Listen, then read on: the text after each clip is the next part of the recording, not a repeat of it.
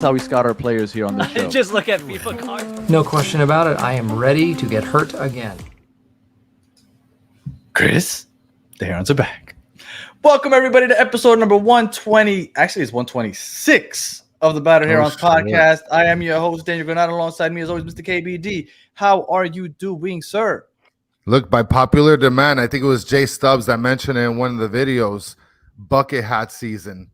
Wanted me to whoop out the bucket hat, so I got the latest, the pank thing that we got.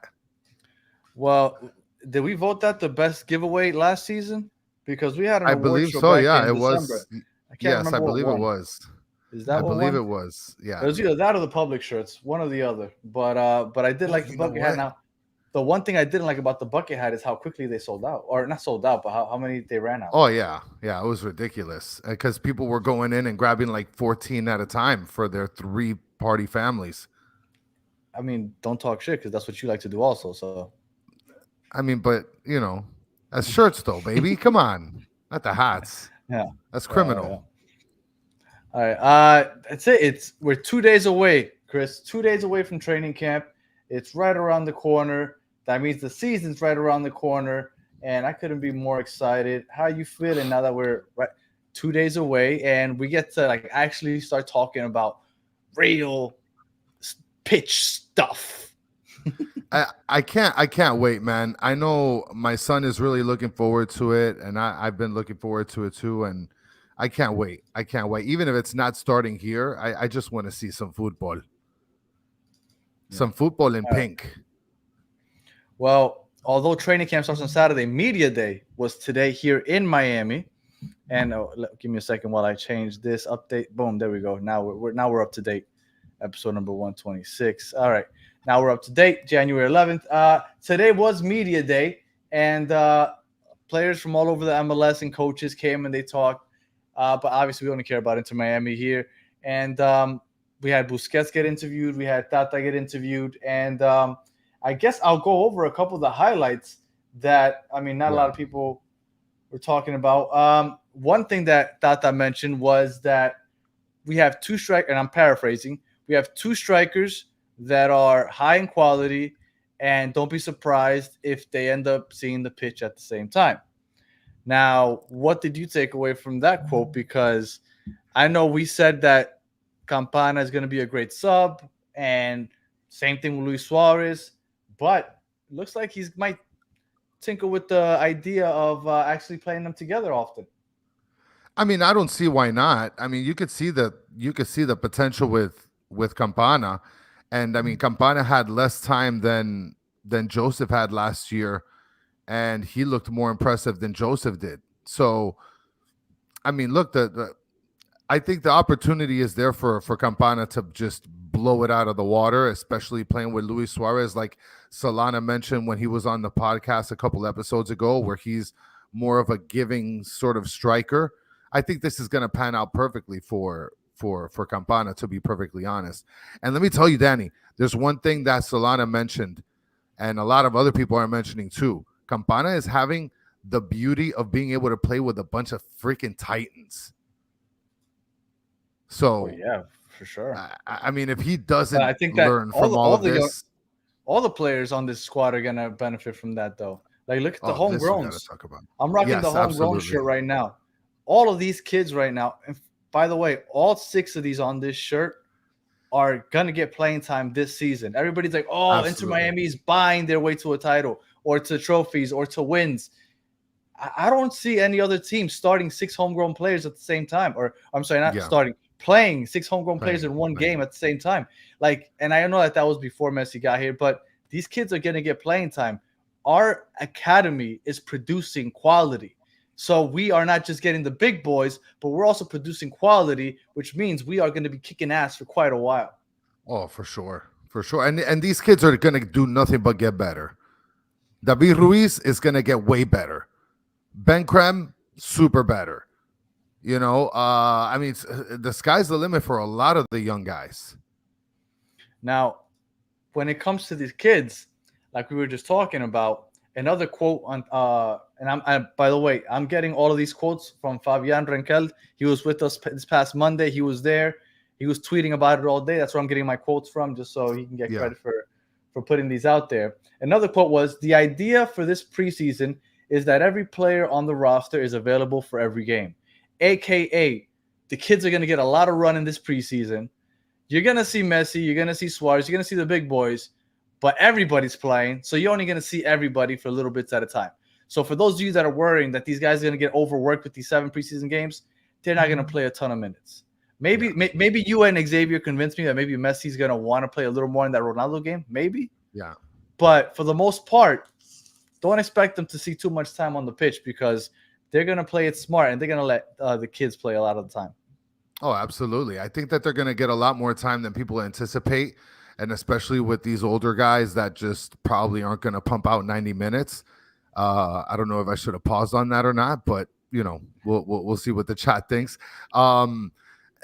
These young guys are going to get the minutes no matter what, whether it's because they need to come in with 10 minutes left in the game, whether it's for other tournaments, they're going to be able to get the time that they need. So I don't see anything in their way in terms of getting any sort of playing time.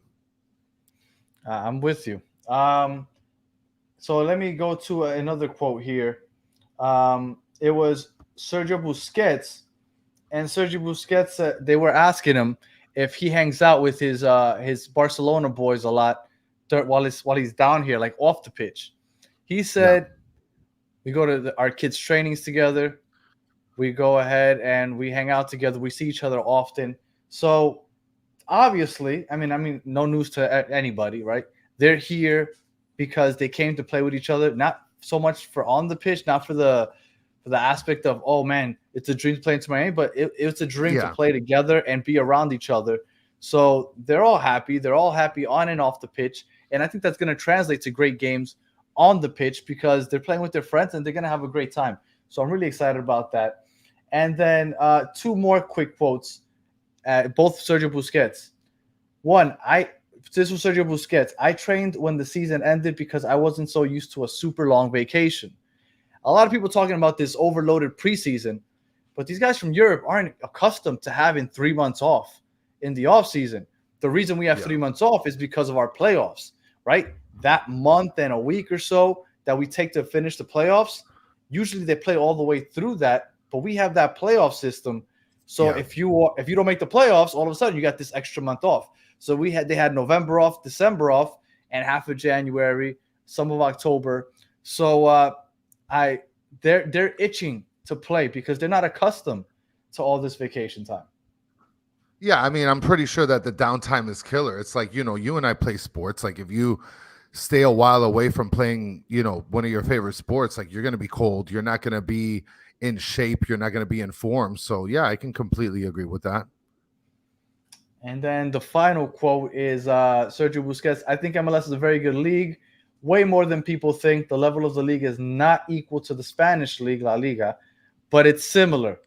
I mean, I don't think he is shocking anybody with that. I think that everybody that comes to play with the MLS, and some people might say it's just because they're here, so they're trying to talk nice, but I think people will be surprised that it's not as easy, right? Higuain said that he was going to come and play with a cigar in his mouth, and he ended up finding out that it's a lot tougher than that. So, I mean, even if people don't take it fully serious, I'm glad that people are standing up for the MLS. Oh, absolutely. I totally agree with that. All right. So, Media Day was today. Our official training camp starts on Saturday. But another big thing about Saturday is Luis Suarez gets officially introduced. He's going to meet the press. What are you expecting to hear from Luis Suarez on Saturday? Well, I think it's just going to be like that generic player speak, right? I mean, I don't think he's going to relay any sort of information. You think somebody's going to ask him if he's going to, with a biting history? Nah, because it's 10 years old, I don't think anybody's going to be bringing that up. Yeah, but there's so many people that have been bringing that up. Like, what's to say nobody's going to bring it up, Yeah, maybe, but I don't see it happening. I don't think that that's happening. I do think they're going to ask him about his knees, about how he feels about playing all these games, right? Because it's a congested schedule. And real quick, Steve Munoz said, I'm going to have to add Hall and Boatwright to this shirt. Actually, just Hall, because Boatwright is right there. This is from the DC United game, where it was the first time that 6 homegrowns played in one game in the MLS together. So I think I think the majority of the questions are gonna kind of be based around his health. I honestly believe that that's what you're gonna be hearing more than anything: his health, his knees, and how much he expects to play throughout the season. I think that's such a foolish approach, though, right? Like if he just finished playing in the Brazilian league, and he sort of was like standing out over there, you think that it would be a smart idea to be like, "Hey, so how are your knees feeling?" If I was him, I just respond like, "I fucking dominated. That's how my knees felt." Like what? For those of you that don't know, why are you asking me dumb questions? Okay, I'm glad you said that. For those of you that don't know, Chris, his dream is to get a media pass to ask these players questions. I'm gonna put you on the spot now, Chris. If you think that these knees questions are bad questions, what would you ask if you were in front of Luis Suarez on Saturday? I mean, but that's the thing. I don't know what I would ask. Obviously, I would have been born prepared. But the knee question's a bad one. I mean, I don't think it's a great one. Like it needs to be asked. Well, okay, maybe did he suffer any sort of big injury to any of his knees last year? Because if he did, then I get it. But if he didn't and he fucking crushed that league, like what the fuck are we doing asking about knee questions? He got injections in his knees just about every day. He said that he might have to retire because of his knees. Listen, there's guys in Miami that get injections all over the place for all kinds of shit. Like, yeah, those are steroids. Deal with it. I mean, steroids, it's fucking whatever. Fountain of youth. This guy's going to be fine, bro. No knee questions, guys. Come on. You're horrible. Well, listen, Jason, I would definitely raise my hand. I'd fucking moon the fucking player if I could. If from now to the end of the show you could figure out a question you would ask, I'm dying to know, because you seem to be very critical of the questions that the reporters ask, and I think you're too harsh, because I can't imagine that they're doing that poor of a job, because I think they ask just fine questions. I'm not saying that they ask terrible questions. I just feel like sometimes there's not great questions asked, and sometimes there's pretty good questions asked. I feel like don't be that guy that complains, but you can't give me a solution. Because it's easy to complain. Like that's easy. You're asking me about the knees, dude. Like to me, I wouldn't ask that question. The guy crushed it last year. I mean, I don't know, man. Exactly. All right. I don't know what the hell I would ask. You have until Saturday to figure it out, and then maybe you could message like somebody that's going to be there. All right. So training camp begins on Saturday. Now, I'm happy about training camp, obviously, because we finally start hearing about the players. Maybe get some video of them actually playing on the pitch together, all that other good stuff. But the biggest reason I'm happy is because I don't think that Tata gets enough credit for the fact that and I understand that he had Messi and he had Busquets, and I know he had a squad, but he doesn't get enough credit for the fact that he jumped into the season halfway through the year, and as he's going along, he's building this team. He's building a scheme, and 2 or 3 games into it, all right, now we get to add in Farias. Boom. Let's figure him out. Boom. Let's add him to the squad. Oh, Diego Gomez. All right, let's figure this out. Boom. And then, okay, now we got Thomas Aviles. Boom. Let's add him. And all of a sudden, all these moving parts, and I get it that the players are good. I'm not shying away from the fact that that's an obvious. But it's still got to get some credit, the fact that he's been working throughout. Like, he's building as he goes. And now he has a full training camp where he's going to get to implement everything, really work with the young guys. And I also think that the whole preseason world tour is going to be great for bonding and chemistry within the team.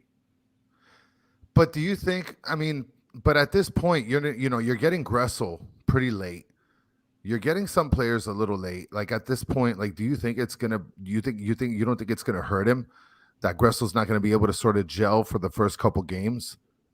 I mean, the first game isn't until February 21st. How many days we get? He got plenty of time. That's what I'm saying. I mean, we still got a month. Training camp is just about to begin. So now he has plenty of time to kind of get everything together. Let's see. The first game is 41 days away. So you think that's going to be solid time for I mean, that's the time that everybody gets. That's the time that everybody gets. Okay. It's much more than he got last time. Yeah, that's for sure. Yes, it's much more time than he did to get. But that's the thing. Last year, it's like you said, he was just getting the team. Now he has a pretty good core, so maybe it's going to work out a little bit more to his favor. So I could And see don't that. forget that there were barely any practices. There was games like every other day. I felt like once League Cups got Yes, started, League Cup was just a row of games every it few days, was a which was awesome as a disaster. fan. But it was all, Yes, but it was just every as few a days there player, was it a was game, and then once the regular season started, it was Saturday, Wednesday, Saturday, Wednesday, Saturday, Wednesday. I mean, as like I said, as a fan, it was fun, but as a coach, that had to have been a headache. So I think that it's going to be great that he gets to have like Kusechi says, evaluate the talent and kind of just get everything yeah. ready. I'm really excited. I think that that's going to make a world of difference. Yeah, I mean, at this point, you're gonna have to be able to say, I can judge him fully for this year. And And look, GFR, go ahead. GFR is mentioning that he mentioned the knee stuff, but that was just to get the hell out of Dodge. You think you would I mean, admit I that? guess. No way, dude. There's no way Of you're course not. admitting that. No way. No way. He's Well, gonna give you some bullshit. I'm still waiting for That's you another to dumb give me that question. question. There's already been a bunch of them that I would have asked posed. Everybody is saying that I would ask if he likes cruises. From just show a picture 1 to 5, the toast. I would definitely do that. I mean, those are more interesting questions. I No, think, other no, than, you have well, to have Mr. your media Suarez, pass revoked. does your knee hurt, my friend? And it's like he's gonna be like, no, I feel like $1,000,000. That's what he's gonna fucking tell me. I promise you, if nobody asks a knee question, we're gonna be killing the media. How are you not gonna ask him about his knees? Let's go, Wilson. Let's go, baby. I'm not gonna ask him about his knees, bro. I'll ask him how he cuts his sandwich. Oh my god! I bet This you is why people are don't more deserve a media interested. pass. Oh my god, dude. All right, let's get off of this. I never, if anybody from Inter Miami is watching, never allow this man in your media room because this guy would just, he'd be worse than Solana. No, but Solana, look, Solana, Shout I out to remember at some Solana. point, yeah, and I remember at some point, Solana asked some pretty good questions. I mean, there was times where he had not great questions, but I think everybody in the media has gone through the process of asking great questions and not asking great questions. And I feel like knowing how you cut your sandwiches and what kind of toast you like with your sandwich is a good it's good information to Look, know. I, It's I don't gonna want be to on his sidetrack the show because Wikipedia for sure. we're sidetracking the show right now with this. But Okay, yes, real quick, we are. This is the type of question you ask when you have like a cute little one-on-one interview, like after the official press conference. But the first official press conference as an Inter Miami player, and you want to ask about sandwiches, you're a crazy person. Maybe the All right. second one. Before we go ahead and get into all the rumors of players like Coutinho and Yeti Mina and all these other names that I'm seeing around, I did want to address one quick thing. Yeah. Our boy Rob Wise sits on our section on Twitter was saying that I was giving way too much credence to the CCC being considered an international tournament. Yeah. Now, I want to address this because I want to see if maybe I'm alone on this. I'm wondering if the chat also agrees that it's not really considered that much of an international tournament. Now, to me, it is because there's 9 different countries involved. You tell me that there's 9 countries involved, that to me seems like that might be an international tournament. Now, UEFA has 10 leagues involved, which is the Champions League over there in Europe. To me, they're both international tournaments. That's why it's the priority for us to win it. Now, I get that he's saying that the MLS has 10 of them. The MLS is also the size of Eastern Europe. I'm sorry, the United States. You could fit how many countries into the United States? It has 29 teams. All the other European leagues have only 20 teams per league. There's a reason why it's a little skewed. We have a lot more teams than your usual European league. So regardless, you're still playing against teams from Mexico, from Costa Rica, from Guatemala, Jamaica, Dominican Republic. So, I mean, to me, it is international. It's international. And that's why this is the one that I want. Here we go, Abetico. Everybody take a second, like the video. Do what you got to do. And it's absolutely true what you're saying, Danny. It is international. It is an international tournament. And then Will asked, do you think MLS will prioritize Leagues Cup over CCL? Well, luckily, they don't overlap because the CCL ends on June 2nd. So if you're going to win the champ, go all in on CCL, you could go ahead and you can sacrifice the regular season, right? And I honestly think Inter Miami doesn't give a crap about the Supporter Shield. Like maybe they do, and I hope they do, but I don't think they give a crap about it. I think they're going to go all in on CCL. And whenever they have a CCL game or CCC game now, on Wednesdays, they're going to rotate the previous Saturday or the following Saturday, and they might sacrifice those games. And then the Leagues Cup is its own thing later on in July. So luckily, I think they're going to prioritize both of those. I honestly think they're going to go all in on the Leagues Cup and the CCC, but they don't have to prioritize one over the other. I will tell you, they will prioritize the CCC and the regular season over the Open Cup.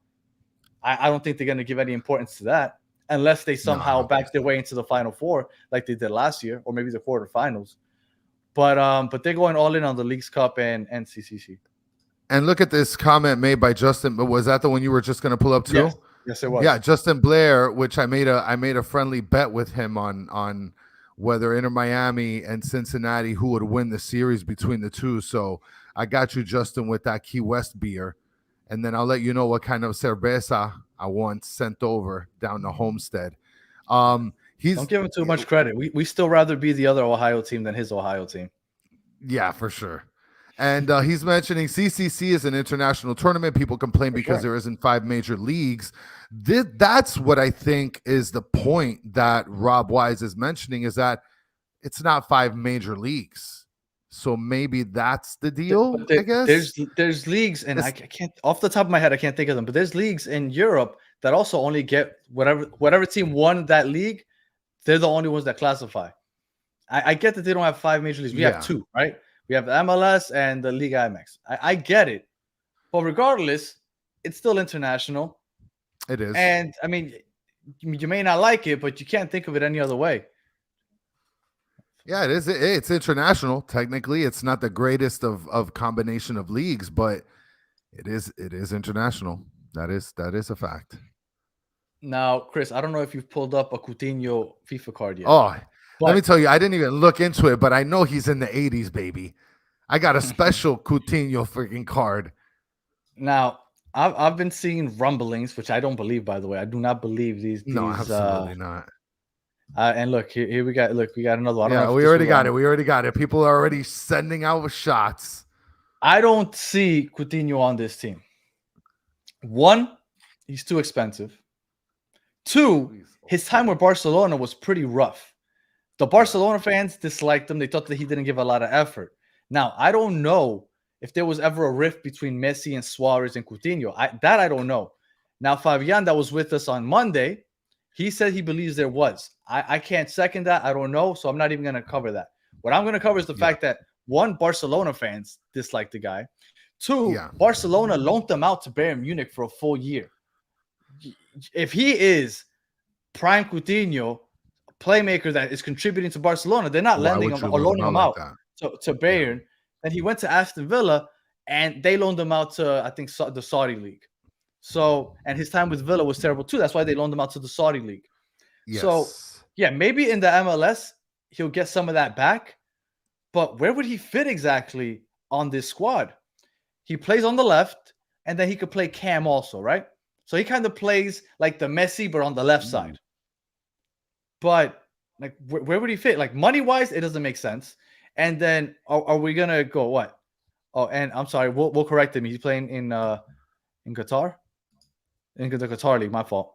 All right. So yeah, so he's playing in Qatar. But where would he fit exactly? Like Farias is on the left already, and we have he's a U22 initiative player. Yeah. So we're not, in my opinion, he's going to be getting the majority of that left side. We don't really play with a cam, right? We got Messi that kind of roams freely, and then we got our striker. Is he going to go play the midfield? I don't see that.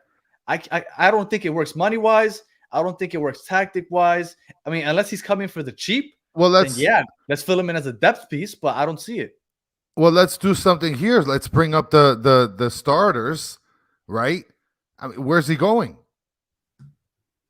Exactly. Where's he going on this screen? For those of you on audio, we're bringing up the the current, what would be the predicted starting lineup, which I mean, at this point, we got to change now because now it's actually being spoken that Cabana and Suarez might start. So, but let's No, just assume. they're not starting together. But let's just play with this image right here. Where's he going? I mean, maybe for Gomez. Nah, he's not. He's not going to play the midfield. He would have to play in for Farias out on the left wing, and Wait, I don't see that where's happening. the other one? There we go. There we go. That's more updated. No, because Medina's not with us right now. Oh, that's right. That's right. So I don't see it happening. And let's say hypothetically, because once Tata went ahead and spoke about possibly playing two strikers, I've been seeing, oh, that's it. Everybody that wants 4-3-3, face it. It's going to be 3 in the back or 5 in the back or however it is that you you want to call that. I think that he said that you could see it, but I don't think it's going to be a consistent thing. Luis Suarez, for as much as you want to say that Luis Suarez's knees are better than everybody thinks, he needs his time off. He needs his rest. He needs to be subbed off, or he needs to get some games off when they're rotating for the CCC. Campana is going to get a lot of those minutes. I don't think they're playing at the same time because what are you going to do? So I guess you're going to go from a 5-3-2 to a 4-3-3 once Suarez comes off, and then have a single striker. Like, do you want to switch tactics in the middle of the game? Is that what everybody's assuming? Because I don't see it. I think it's going to be a 4-3-3. But then does that mean that like Borgelin and like Robbie Robinson are going to be like these super subs? No. Or you think, or I mean, like in terms of behind Campana, like who else is going to fit the bill if they both gas out? Unless we got Emerson. Yeah, shut up. And Will is saying something that a lot of people are saying, that they should run with wingbacks, right? With 3 in the back and the wingbacks. And I get that. And maybe if we had Kamal Miller still, and I was like, okay, we add one more center back, and all of a sudden we have Aviles, Kamal Miller, and a new center back. But at this moment, in my opinion, we have one starting center back because Christoph isn't a starter on this team. I mean, he could be technically, but I wouldn't want him as a starter. So we're missing 2 center backs. Do you think we're going to run with 3 in the back when at this moment in time, we have just one good caliber starting center back? This is scary right here by Joe Kerr, saying these formations are going to change from game to game. I could see that. I mean, I could see it too, but like that doesn't allow the team to like structure themselves to feel comfortable in their position. This is like, remember when Phil Neville was like kind of playing around with different formations and putting people in different spots? That's going to be a fucking mess. And everybody keeps saying that Tata did it last year. Yeah, Tata did it last year, but like I was saying earlier, remember, he came in the middle of the season. So he was kind of just figuring shit out as he went. People started getting injured. I don't really have these tactics going. I got Diego Gomez running around like a crazy person. Let me just put 5-3 in the back. Like he was figuring things out as he goes. Maybe he does it, but historically, if you look back at Tata's career, which is pretty long, he does 4-3-3. That's his go-to. Yeah. That's his bread and butter. So would he go to 3 in the back? Maybe. It's possible. But I think you're going to start with seeing 4-3-3. And then maybe if that isn't working out, maybe he'll change something. What I do like about Tata is that he's open to changing it. He's not stubborn. Yeah. But look at this. I don't see it. And look at this comment by James Regis saying, we have 2 CBs. McVay will lock down Ronaldo and gain confidence for the season. Lockdown defender, baby. Like I unfortunately, as much as I wanted to believe in McVay last year, he disappointed me, unfortunately, and I don't know. And look, I think you're about to pull up the same comment. Go ahead. Yeah, go ahead. Yeah. I was gonna say, Justin Blair here said changing formations over and over hurts academy players too, with no go to plan for players are underdeveloped. I agree. Yeah, it's gonna be tough. And Will says Taylor should play wingback. We've been saying on here that there's a good chance that he's going to be the backup right wing back. Like, I do think that if they play with 3 in the back, there's a good chance that you see him out there if it's not Gressel. I think that Taylor is going to find his way onto the pitch. And if it's not subbing in for Farias at some point during the games, he's going to be subbing in for Gressel out at right back or right wing back. So I do think Taylor, the Swiss Army knife, will be getting a lot of playing time. Well, and we got the cool guy that's just one of the other people that just say we're going to hopefully sign Modric. I mean, somebody else is probably going to fire off a random name. Like, I mean, at this point, our hat's going to be our name's going to be in the hat for just about every freaking player. Who's Well, next on this list? Yerry Mina, your fellow yeah, Colombian. yeah. Let me tell you something. He's Colombian. And I don't want him. I've seen this name floating around a We lot. already got a good Yeti, Colombian, baby. Yeti Mina. And I get it, right? Supposedly he's out of favor. Where is he playing right now? I think in Italy. And he's falling out of favor, and he might be looking to move He's to the playing for MLS. Florentina. Okay. Well, the thing with Yeti Mina is that even though he likes to dance, he's slow. He's slow. And also, he looks clumsy. You know who he looks like? He's like a Mabika. He's like a Mabika. He does, yes. He's like a Mabika. He's slow, and I'll give you, he has height, right? That's why people liked him. His 2 weeks of fame in the World Cup in 2018 was because he was tall and got a couple of headed goals for Colombia in the World Cup. That was his claim to fame. All of a sudden, Barcelona signs him because of it. He lasts like half a season there and is on his way out. Yerry Mina would not be a good pickup for this team. Would he help in defending set pieces? Okay, maybe. Like, let's be real. People aren't talking about it, really. Everybody keeps talking about the transition defense on this team. Let's not forget that we were giving up set piece goals left and right the last 2 seasons. So, so maybe having some size would help. But I would not be banking on getting Yerry Mina, or not banking. I wouldn't want Yerry Mina on this team. That's not what I think is going to help this team defensively. But you know what's funny about that is even having size when we had Mabika and Lowe, like, that didn't work out well for us because they were kind of slow as well. Even though Damian Lowe to me wasn't that slow, or at least not as slow as a lot of people thought that he was, or at least judged him to be as slow. What I didn't like about Mabika was that he was slow, and I felt like he was a little clumsy. I just felt like he just couldn't set himself upright. And look, and Solana and Wilson both said that they wish that we wouldn't have given up on Mabika. I'd rather not give up on Damian Lowe than Mabika, honestly. But yes, I would have taken Lowe over Mabika for sure. But Mabika is younger, so I guess there's a better ceiling on him. But let me tell you, he played well for Philly last year. Yeah, a lot of people out in the Philly world, but they were playing with 3 in the back. Him. Yes, yeah. And I felt like Damian Lowe when Neville played 3 in the back, I felt like that's when he looked the best. Yes. Do you think there's any chance that we see Noah Allen playing in the 3 in the back, the left center back, like he did a couple times? I don't know, bro. I don't know. I mean, at this point, I could see anything happen. I mean, I think Robert Taylor. I'm telling you, I think Robert Taylor, just like Wilson mentioned, he's going to be playing defender at some point. We're looking at Yerry Mina. I would take Noah Allen at left center back over McVay. Well, and you talk about left backs. We got another person that's rumored as well. Ronald he's not rumored. He's not rumored, but I did see that he's looking to get back into the MLS. Oh, that's right. Yes. And if we are looking to pick somebody up to be if Negri leaves, like I think he might, because I don't know if he's going to be up for playing backup. And Noah Allen was out in England. I don't know if we're still trying to go 3 deep. I'm not sure what they're going. But Matarrita was a very solid left back in his time here at NYCFC.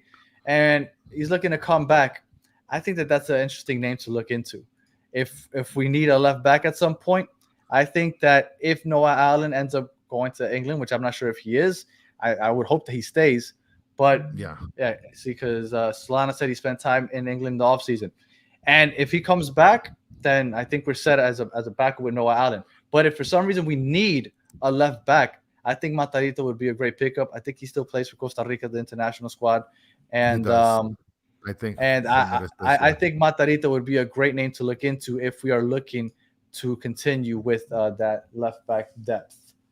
Well, he played 6 years in the MLS from 2016 to 2022. He played FC Cincinnati for 1 year, for 2 years, I'm sorry. And then he played for NYCFC for 4 years. So, and that's where he had most of his experience. 106 games with NYCFC, 31 with FC Cincinnati. I mean, since then it shows 9 games with Dnipro and then Aris. Like, I don't even know what the fuck those. I mean, those are like Sunday league teams.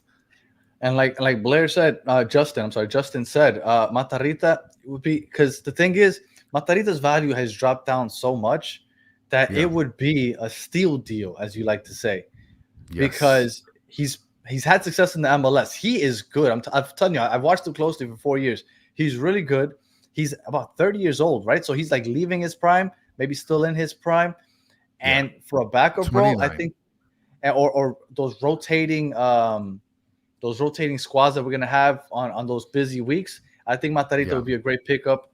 Like I said, injury, like I just don't see Negri here. I want him here. I think that would be a great backup, but I just don't see Negri sticking around to be a backup all season long.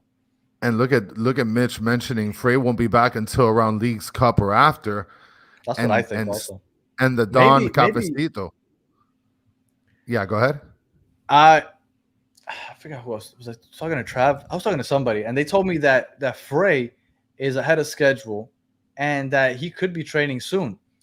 So if that's the case, I think that maybe he will start getting some playing time in May, because that's when the U.S. Open Cup starts, for us at least, right? Because we skipped a round.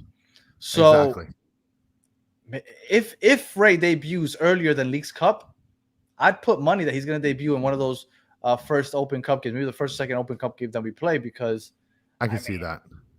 I mean, we need players to play those games, and what better way to get Ian Frey back on his toes? I would love to see Ian Frey back, and I would love to see him back in the same shape and form that he was right before the injury, because that's when he was really killing it, man. For sure. Like, I'm pretty sure he's looking hella forward to playing this year. Hella forward. I know, but unfortunately, he's gotten injured a couple. Because he's looked forward to playing a couple times. Unfortunately, this is like his second or third ACL injury, and man, I really hope he can figure it out, because when he's on the pitch, man, you could tell that this kid's a baller. Well, let's get to some drip. Let's get to some drip, baby. So you proposed something here that you wanted to go over the third kit, right? Yeah, there's a third kit, another third kit that leaked, just to add to all the other ones. And this one, I don't know if the color's right, but this is supposedly Dolphins inspired. And you tell me what you think of this, Chris.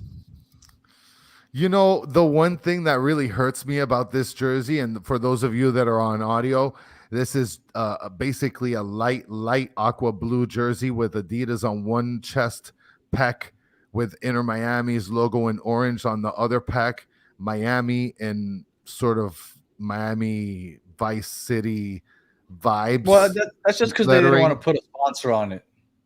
Yeah, and this looks, and somebody mentioned it looks a lot like Miami FC's jersey, and it does. And the worst part is Miami FC does jerseys so much better. So I don't know if I say so much better, but I oh my god, that Miami-Dade County jersey that they do. If I was Inter Miami, I'd do whatever it takes to buy the rights off of that. Just steal that jersey right off of them.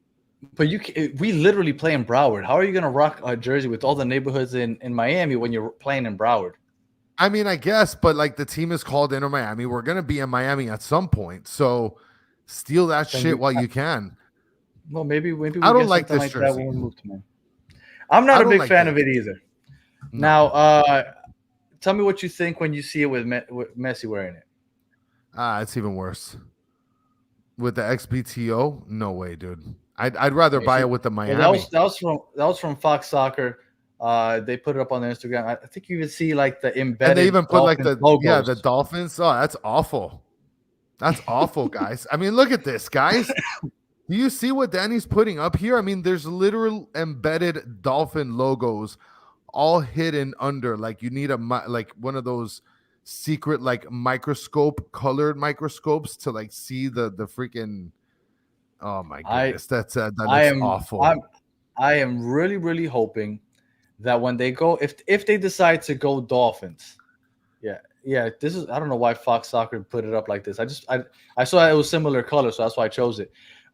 If they decide to go this route, I really This really is hope that they go white with dolphin color accents around the jersey. I'm not a fan of this whole go all teal and then orange. I don't think that that's a good look. Listen, the dolphin logo. I mean, Justin is mentioning it looks awful. It is awful. I'm not saying that I don't want a dolphin. Let me tell you, I'm not a dolphin fan, but I'll buy that third kit immediately if it looks fire. Like to me, the first leak, or I guess artist made leak or whatever.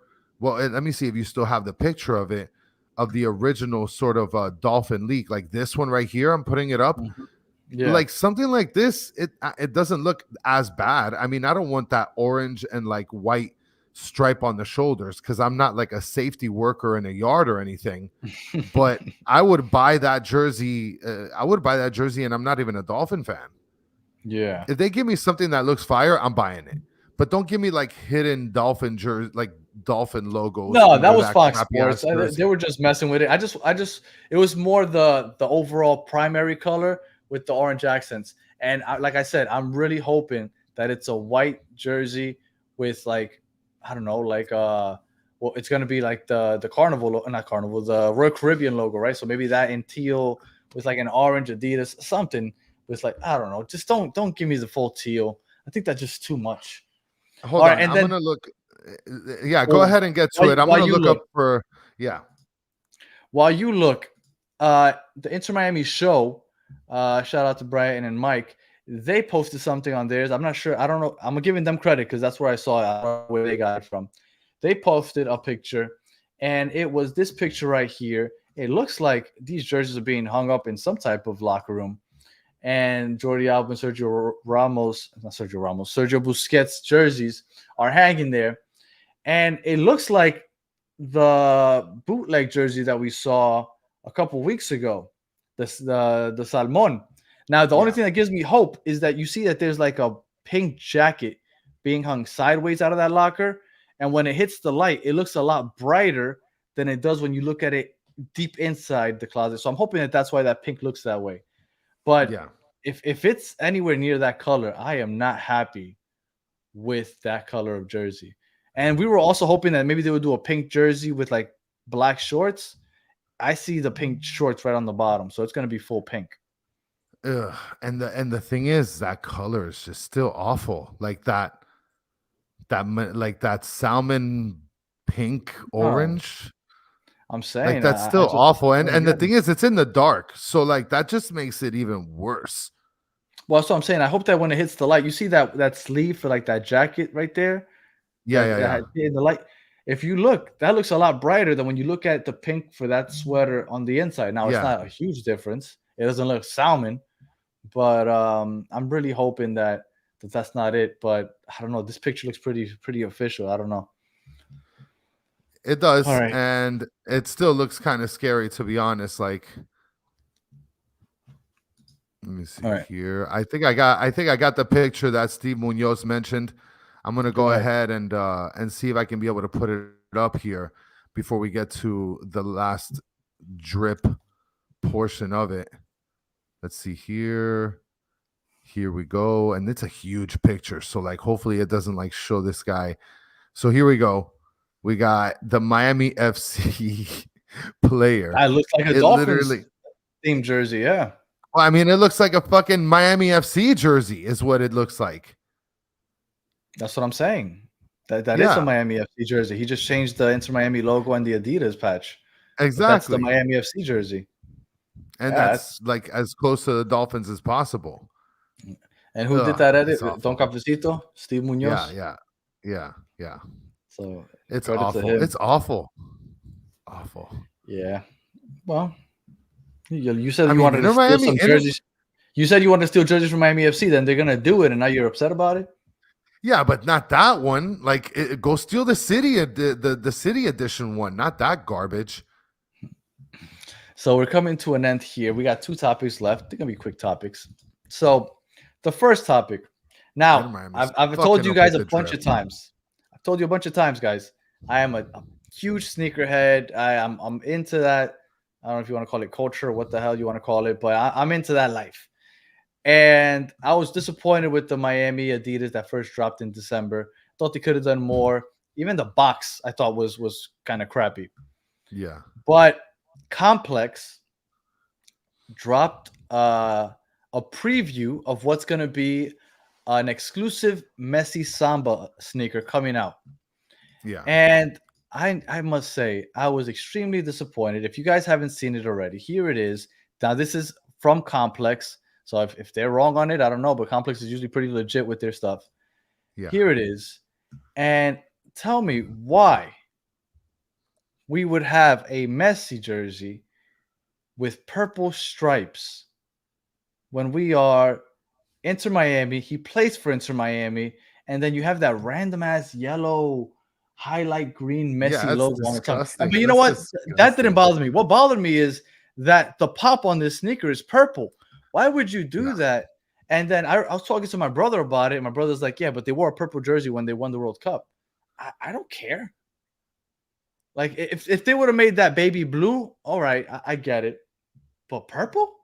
How does this make any sense to do that when you're currently playing for Inter Miami? And even though we say that Trashville is our main competition and our rival, like we still don't F with Orlando. So don't make his shoe purple. Well, and not only that, but then this shoe, like I told you on the phone when we talked about this, that suede on the toe box. It's another awful decision by Adidas. The suede is just, and that's, I know that's part of the Samba sort of deal, but Steve Munoz, maybe you can enlighten me because I'm not sure. Do they wear purple as their second kit every year, or was it just that specific year? I think it was that specific year. Because just last season, Colombia was wearing like this weird galaxy purple jersey. And when I think purple, I don't think Colombia. When I think purple, I don't think Argentina. But I just thought that Adidas just keeps dropping the ball. And me as a sneakerhead, I'm very disappointed because I look forward to this type of stuff. So when I saw that he was going to have as an exclusive sneaker, I was really excited to see what it was. And look, and Steven said they're usually navy blue. Maybe the lighting on that picture is off. Maybe maybe it's supposed to be. No, man, that's purple. That's purple. Well, this last that's a World mistake is what it is. This last World Cup, I remember watching some like Argentine talking about it on YouTube where he was super furious. That purple is pretty much tradition. Yeah, I mean, but I remember that there was some guy that was just fucking telling people fucking la concha de tu madre like 45 times in the video because now it's freaking purple jerseys. So I think that could be it. And by the way, somebody mentioned something about the plates that there's only like 860 something left. I checked this website, the Florida HM, the motor vehicle thing, and guys, we still need 1,943 plates to be sold. I have conflicting reports here. I have some Argentinians saying I'm Argentinian and they wear purple away. I have others people saying I'm Argentinian and we only wore it for the World Cup. So I don't know who to believe. What I will tell you is that people outside of Argentina, when they think Argentina, they think white and baby blue or baby blue and white. Yes. With the yellow sun or whatnot. I don't think purple. And if you're playing for Inter Miami, don't give the man a purple shoe, man. Like no Adidas, do better. Adidas been dropping the ball left and right. Unfortunately, Nike prevails always. If Nike had MLS right now with Messi, they'd be killing it right now. They'd be killing it right now. The freaking wrap in the box would be themed. Oh, actually, you know what? And it was my fault because I didn't show you that last time. I showed you the box, and the fact that it was still blue. The actual paper was Heartbeat. Ah, nice. So, okay. At least they did. So they spent an extra 3 cents on the paper. Good job, fucking Adidas. Yeah. So we go over the sneakers that make us look like Orlando, and then we go to the final topic, which everybody is just dying to talk about. Orlando City Stadium is to be named. What is it? Inter and Co. Now I don't know if that's Inter and Co. I saw that, But I don't see where people are getting this from. Like I've seen tweets and tweets and tweets and Orlando fans saying, please don't do this. But I haven't seen like an official announcement from anyone. So I don't know if it's a rumor that all of a sudden got snowballing and everybody just believes it now, or if it really was from a legit spot. But let me tell you something. That is absolutely hilarious. That is If awful. they are playing an Inter and Co., if that's the name of their stadium, and it's going to get announced next Thursday at like 1 or 2 o'clock. Inter, like, I think that's funny. And then there's some Orlando fans trying to switch it up. It's like, oh, Inter and Co. Inter Miami is so crappy that they don't even want to sponsor them. I was like, no, I have a feeling that they couldn't afford to sponsor us because Messi's here now. And so they went with Orlando. But that is something else, man. What else would you what better name for an Orlando stadium than Inter and Co.? I mean, but like to insult them or like other than Inter obviously. and Co. Like, I mean, I'd probably I'm give sure the them chat like can come up fucking with something. Barney in the Park Stadium or something like that. I don't know. That was weak. Mike V, yeah, it was kind of weak. Mike V is mentioning they have a petition going around to make that not happen. First of all, I didn't even know that people still pay attention to petitions. Second of all, did Overalls guy start that petition? That's what we should call it. Overalls guy stadium. What would you guys name the Orlando stadium? That is a fucking great question, Danny. Look at that. Barney City playing at home at Inter. Now, what Joe Kerr saying here is that Inter and Co. has been a sponsor for a few years now for Orlando City. It's just that now they won the bid to name the stadium that. So I don't know. That's awesome. There's no way a petition is gonna beat people paying bids to have they're not gonna, of course, for the stadium. Mickey Mouse's Playhouse. Oh man, that's great. I thought Disney would get involved somehow in there. I mean, I thought Disney would for sure come in and swoop that up. I think that would have been the perfect thing, even though they already have a ton of fucking things around there. Jason L is mentioning the petition goal is only 200 signatures. First of all, that's sad as fuck. I'm pretty sure we can be able to muster up at least 200 signatures. Who the fuck is not paying attention over there? And they're only getting 200 signatures. Yeah, the Orlando Magic got the Disney patch. This would be fantastic, Danny. They might call it Interco. Oh my God, on their jersey? That they have to wear the logo on their jersey? Oh my God, son. That shit would be awesome. It would be awesome. I don't think so. I don't think it's happening, but that would be awesome. And one last thing, actually, I wanted to go over. So we were talking about it last episode. 78 signatures. Get out of here. When I was younger, I used to collect sporting cards a lot. That used to be like my thing. I got Kobe rookie cards big time, right? So I decided, I think I'm going to get back into it like 25 years later. And look, I thought that you would appreciate what I pulled right here. Look what your boy pulled right there. Ooh. That's your boy. Ooh. Yeah. Look at that. Look at that. Right is that there. A hologram? It's top scrum. All the cards look like that. Okay. Yeah, but it's pretty dope, man. And look at that right there. Ooh. Oh, so I'm thinking you got of that shit in the plastic and everything, bruh. Yeah, you got to. But yeah, I'm thinking about getting back into the whole collecting cards thing. I mean, it was like a boom back in 2020. So for those on audio, I was showing everybody a Harvey Neville Topps Chrome collector's card, and then a Messi one. But yeah, everybody got into that in 2020. They were selling it for a bunch of money. So I was like, I'm about to jump into this thing also. That was the first time I ever looked at my basketball cards in like over 25 years. Was in 2020. I started in 94 and I stopped in 2003. All right. So I think that's it. We covered everything we were going to cover. Do you have any final thoughts, man? That's it. Training camp's 2 days away. Oh, wait. Yeah.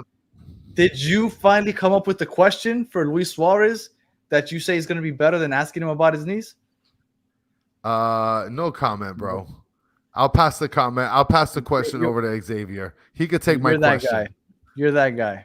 I'm not that guy. You're that guy that just complains because it's easy to complain, but you have no solutions. You're that guy. All right. I'll throw my sandal at that guy. Yeah. All right. If you are a Miami Heat fan, at 10 o'clock, we're going live on the Battered Heat Fans podcast show. So make sure you tune in there. You literally just type in Battered Heat Fans on YouTube and it'll pop up. Also, subscribe to the Battered Heat Fans so that you can go ahead and enter a giveaway that we're doing. 2 tickets to a lower bowl game on January 31st to the Sacramento Kings. So go ahead and subscribe to the YouTube channel so you can get a chance of winning those 2 tickets. We do have an IG. It's actually right there on the bottom of the screen, Battered Miami Fans. We post, but there it's not just Inter Miami stuff. We post a little bit of all Miami sports on there, so you get a little bit of everything. And Chris, do you have any final thoughts? No, man, that's it. This has been a fun week. We've been pumping out as much, time with you guys as possible, and it wouldn't be as fun just doing it here with creepy ass Danny. So thank you guys for hanging out with us. And it's fucking always fun with you guys, man. Much appreciated for real. We were supposed to have a very, very, very, very special guest on Monday. And I talked to him yesterday, and then he just stopped responding to me. So I'm not even going to promote him because I don't know if he's coming on anymore. No, don't do it. I'm not. I know. But I was hoping that we were going to have a nice special guest for you guys on Monday. But maybe I scared him off. Maybe I said something bad. He just stopped responding. So I creeped him out. Maybe I am a creep. You guys you could try to take some guesses on Twitter. We'll let you know if you're right or wrong. All right, so that's it. 2 days, training camp starts. We'll be back on Monday, 9 o'clock to talk about everything that happened on Saturday, and then you can catch us again on Wednesday and Thursday next week, and we'll be pumping these episodes out. And I hope you guys join us live because it's always fun to communicate with you guys during these shows. So if you are listening on audio, we appreciate you taking the time to join us all the way to the end. Please leave a 5-star review, comment, like, all that other good stuff. Please share. And if you are watching on YouTube, thank you for watching all the way to the end. Please like, subscribe, share, tell your friends. And as always, the chat, everybody in here, we appreciate you guys taking the time to join us. As always, you guys are the best part of the show. And until the next one, have a good one. Damn, the bum in the creep show. Oof.